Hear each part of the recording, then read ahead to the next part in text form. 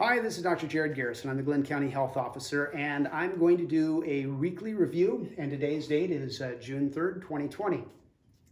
So kind of a lot that's been happening over this last week. For Glenn County, we're now up to 17 cases. That's an increase of 4 cases. One of those cases is thought to be a community spread, meaning that we don't know where it was that they contracted it within our community, but it is believed that they contracted it here. We've had one who was out of our area who came to our area and ended up testing positive.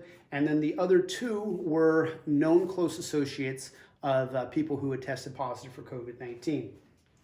We have now tested over 550 people, which I think is fantastic. And as you can see, the vast majority of those are still negative, which is a wonderful thing. So there's not a lot of prevalence within our community yet. And we don't have any evidence that the opening up of our businesses has really caused this increase in spread of COVID-19.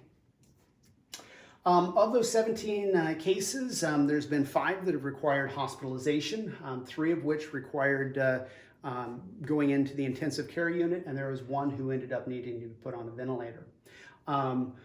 Interestingly, kind of their ages, 1 was in their 30s, 1 was in their 40s, and 1 was in their 60s that required going into the intensive care unit. So that ratio seems to be about right. Typically, we say that about 80% are going to have mild symptoms or symptoms not enough to require going into the hospital, and about 20% are going to need to be hospitalized, and about half of those are going to end up needing to go into an intensive care unit at some point. So that seems to be pretty well how it's kind of playing out.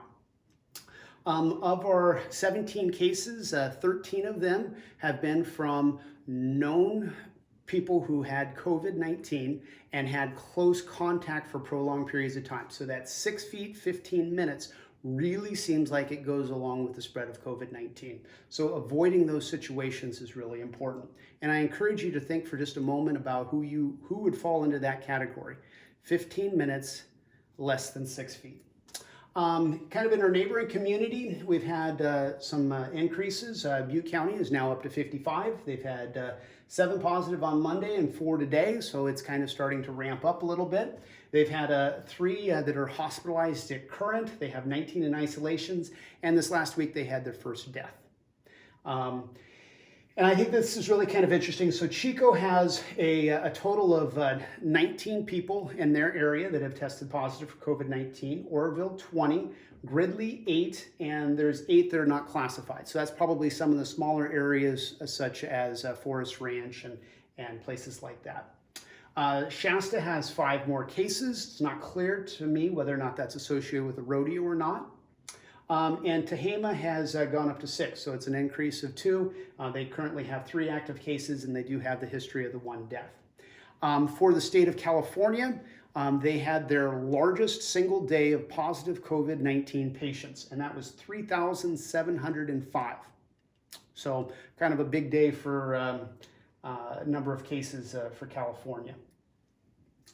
Some of my thoughts. So we continue to have a slow increase of COVID-19, not only in Glenn County, but kind of in the surrounding areas and even in the state of California. This last week, we've opened up a few more things. So we're opening up churches and salons and barbershops.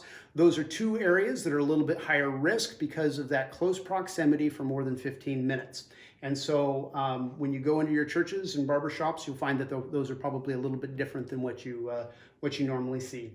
Once again, so far, it's that prolonged exposure for prolonged time with more than 15 minutes at less than 6 feet. That seems to be where most of that spread is coming from. COVID-19 in churches, and I'm just going to kind of throw this out because I think it's good information to have. When we look at the spread of COVID-19, most of our large increases in numbers are coming from churches, those large outbreaks. And to give an example, in the state of Washington, there was a 60-person choir. They had a 1-hour-long choir practice, and they had 45 people who ended up contracting COVID-19. There were 3 hospitalizations and 2 deaths with one-hour choir practice. So churches and the singing especially tend to make churches a little bit more dangerous. In our area, in Sacramento, they had 71 people that were associated with one church, 71 people, one church, and there are multiple deaths that were associated with that. And up in Reading, they had 6 people that those cases came from one church. And at the time, there was only 23 cases, and so that was about a quarter of the cases. So when you go to church, kind of expect things to be a little bit different with masks and distancing and those kinds of things. And that really is done for good reasons, and that there's some really good data as to why we're really trying to focus on churches and keeping them safe. Once again, this is Dr. Jared Garrison. I hope this was helpful.